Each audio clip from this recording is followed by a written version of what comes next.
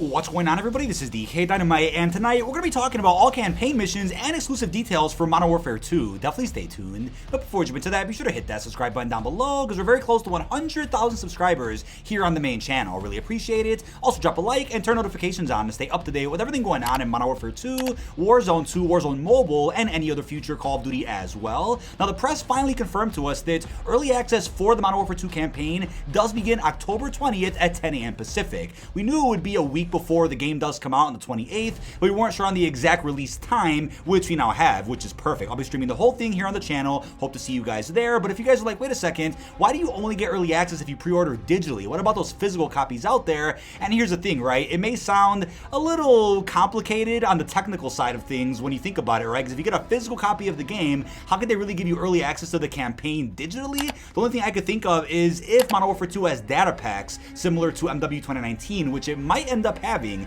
then maybe there would be a way for you to get a voucher code to then download just the campaign digitally. Then when you get the disc and you put it in your console, it'll just end up downloading MP and Spec Ops while campaign's already there on your platform. But that's probably a little too complicated. Maybe Activision couldn't figure out how to really get that done. So it's unfortunate for those out there that want to get a physical copy. But hopefully those out there that get physical copies don't care much about a week early access to the upcoming campaign. Before we continue with some crazy details about the upcoming story mode, let's go ahead and thank the sponsor of tonight's video.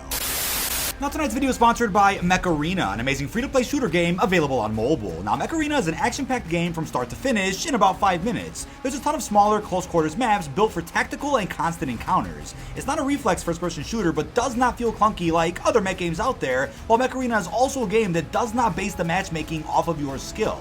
MWIII takes mobile multiplayer to the next level, allowing you to customize each suit to your liking. Here's some examples of some of my all-time favorites. You can open the vault to see your skins and unlock new ones, followed by tapping on a mech, then loadout and paint can to equip your available skins or different paint jobs. There's a ton of modes to enjoy, such as control point capture, 5v5 and 2v2 deathmatch, tournaments, and much more. Now enjoy the crazy action-packed gameplay that you're also seeing on screen right now. Now this month is huge for MWIII. I'll show you guys the new battle pass on screen so you can see. We also have a huge lineup of Oktoberfest events with some amazing prizes, including a new pilot, Boar. MWIII is also adding controller support, which is crazy, and in my opinion, it's the absolute best way to play third-person shooters. Cannot wait to dive in and try all of this out. Now, MWIII is completely free to play on Android and iOS, and you can use my personal link in this video's description or the pinned comment, as well as scanning the QR code on screen to get a free starter pack worth $25. You'll get a Firelight skin, a Prodigy crate, and a Plasma Cannon 4 to help kickstart your game. But if you're quick, you can also add me to your friends list with my account as you can see on screen so we can get some matches in together. So don't wait around, and thank you to MWIII for sponsoring tonight's video. Now back to the video, we have a very interesting Twitter account known as the Ghost of, yeah, I'm not going to say the full name, and it's just like other Twitter accounts that pop up every now and again, especially right before a new Call of Duty comes out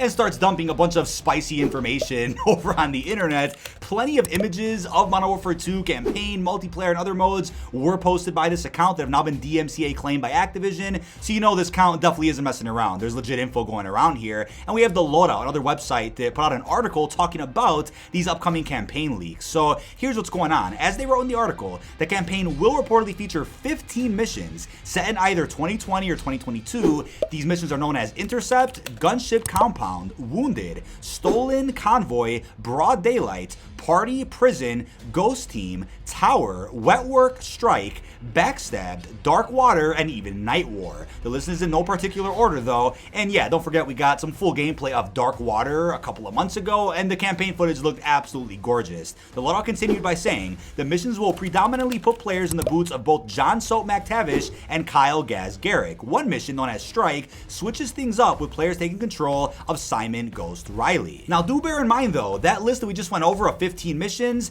those might just be all 15 missions, or some of those are main missions and maybe some of them could be side missions, kind of similar to how the Cold War campaign works, where you have your main set of missions and also your side missions that you can do that I believe are optional, and maybe that's how MW2 will work this time around. I know for sure in terms of replayability, it's awesome to see when you kind of have alternate endings or you have side missions which could impact impact certain elements of the game differently. Hopefully we get the element of choice this time around, but I know Infinity Ward has been vocal in the past with the way that they want their canon and continuity to work, where they don't want to have alternate endings as an option to us, but want to have a very solidified timeline of events in their story modes. But this article also mentioned something pretty fascinating. So in a Reddit thread discussing this leak here, fans have quickly noticed the parallel between Strike set in the fictional country of Urzikstan, which sits on the Georgian-Russian border and loose ends from the original Modern Warfare 2 2009, based also in the Caucasus region. So for those too old to remember this one, that's where Ghost unfortunately meets his end at the hands of Shepard, so it's not looking good if there's a parallel between that mission and this new one called Strike. And I honestly don't think they're going to kill Ghost off, especially not this soon. I mean, he barely featured in MWIII. He was only an operator that popped up in Season 2's intro cinematic. He played a role through the intel, and you see him a little bit here and there, but he wasn't in the MWIII campaign at all. I mean, there was a vague mention of him at the very end, so I think killing him off in this game would be a bit weird, which kind of has me worried that maybe Price will meet his demise. I really don't want to see that, considering I think the Price recast for the new MW reboot is absolutely fantastic, and I want to see a trilogy in this new timeline. I know there's been rumors before there isn't going to be a Modern Warfare 3 in this timeline, and Infinity Ward's moving on after this game, at least from the Modern Warfare series, so I'm curious who will end up dying in this campaign. It kind of has to be somebody to keep the stakes high. I mean, if it's Soap, that would also be odd, because he also just got introduced. So at this point, it's a bit unknown. It might end up being Gaz, which would also be unfortunate. But I think you also have the character of Alejandro, who's also brand new in Modern Warfare 2, but could be used as a throwaway character of sorts if they had to kill somebody off from Task Force 141, but we'll just have to wait and see. Now, this Ghost account also put out more information about exactly who you play as in each of these missions. And again, this mission list is not in any particular order. It's not mission 1 to mission 15. Who knows what the exact order of the missions really is, but also keep in mind that you gotta take this with a grain of salt. There's a possibility that maybe some of these missions get renamed when the game fully comes out, and these are just the names as of right now that were found in the betas files or whatnot. So for Intercept, they're going to be in Spain, playing as Garrick, which is Gaz. Then for Gunship Compound, we're going to be in Mexico, playing as SM Aviator. And your squad will be Task Force 141 and Shadow 10 Alpha. Then for Wounded, you'll be in Mexico, playing as Soap McTavish, also in Task Force 141. For the mission Stolen, you'll be playing in Al Mazrah, playing as an unnamed Shadow Company soldier, which is interesting, so that's definitely going to tie into some Warzone 2 lore. Then for the mission Convoy, you're going to be in Yemen, which has me thinking, right? Remember that rumored Yemen remaster for Cold War? What if that's actually going to be in Modern Warfare 2? How crazy would that be? Even though that's probably going to be a map that we end up seeing in Black Ops 2024. And in that mission, you'll end up playing as Gaz Garrick again. We then have the mission Broad Daylight taking place in Amsterdam, where you'll also play as Gaz. And then for the mission Party and Prison, they will both take place in Mexico, where you'll also be playing as Soap McTavish. For the mission Tower, that's an obvious one. You'll be in Chicago, also playing as Soap, even though in one of the trailers for the campaign, you see Captain Price somewhere there in Chicago. For the mission known as Prison, you're going to be in Mexico, also playing as Soap. For the mission Wet Work, it's to be determined where that takes place, but you will be playing as Gaz. Now for the mission Strike, that'll take place in Urzikstan, where you play as Simon Ghost Riley. Then for the mission Backstab, you'll be in Mexico, playing as Soap once again. And for the mission Dark Water, in the US Atlantic coastline, you'll be playing as Soap. But last but not least, and in no particular order, we have the mission Night War, taking place in Yemen again, where you'll also play as Soap. If you're like, wait a second, why are we not playing as Price in any of these missions? Why is there only one mission with Ghost? Do keep in mind that, like we saw in MW19, you could start off the mission as one character, and then deeper into the mission, you switch off to somebody else. And I think in MW19, Price is typically always there, but you just don't play as him, and that's totally fine. It's not really a spoiler that, oh, Price is gonna die early on, or that Ghost is gonna die. I think as of right now, the information that's presented from this article and from the leak on that Ghost account is pretty much saying what you're gonna see at the bottom left corner when a mission begins here in Modern Warfare 2. Now, something fascinating that the Ghost of Hope actually reminded us about is that quite a few of the Modern Warfare 2 campaign missions take place in March 2020, while the rest take place in October 2022. And if you're like, wait, what's significance of that? We have a reply right below this which says, isn't March 2020 canonically the beginning of Warzone's main storyline? Hope is then like, yes, March 10th. These missions primarily take place on March 3rd, so a week before. So if you look at the invasion of Verdansk, there's another Wikipedia post reminding us what's going on. Yeah, that started on March 3rd, 2020. So that's obviously tied into MW19 Spec Ops, some of the events from Warzone 1 as we know it.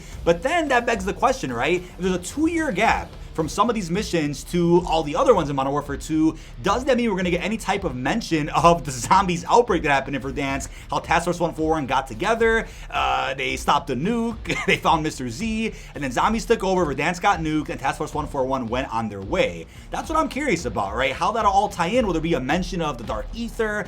And I think the storyline altogether is going to be really interesting, right? We'll have to wait and see if Infinity Ward's story team and narrative group really does take a look at kind of what was told with the whole Black Ops crossover in Warzone 1 and how Verdansk got blown up. Let's see if that's mentioned at all to really solidify this brand new COD timeline. Now, another thing I'll mention is that this game almost has to kind of tie into Black Ops 2 if they want to continue the canon of Black Ops 2 and say, all right, guys, even though the next Black Ops game will take place in the 90s, we still want to acknowledge that Black Ops 2 through 4 are canon. Therefore, considering Modern Warfare 2 takes place so close to Black Ops 2, let's throw in an Easter egg or some intel or a news report or a TV that just mentions Menendez or mentions Cordis Die or something that just gives us some more confirmation of exactly what the canon is that not only Infinity Ward is following, but then also the canon that Treyarch will continue following in their next Call of Duty, which is supposed to come out at some point in 2024. Very curious about that, because this is Infinity Ward's chance to really solidify everything that we've been speculating over the last couple of years. But that is about it. This has been dkdynamite. Leave our thoughts down below in the comment section.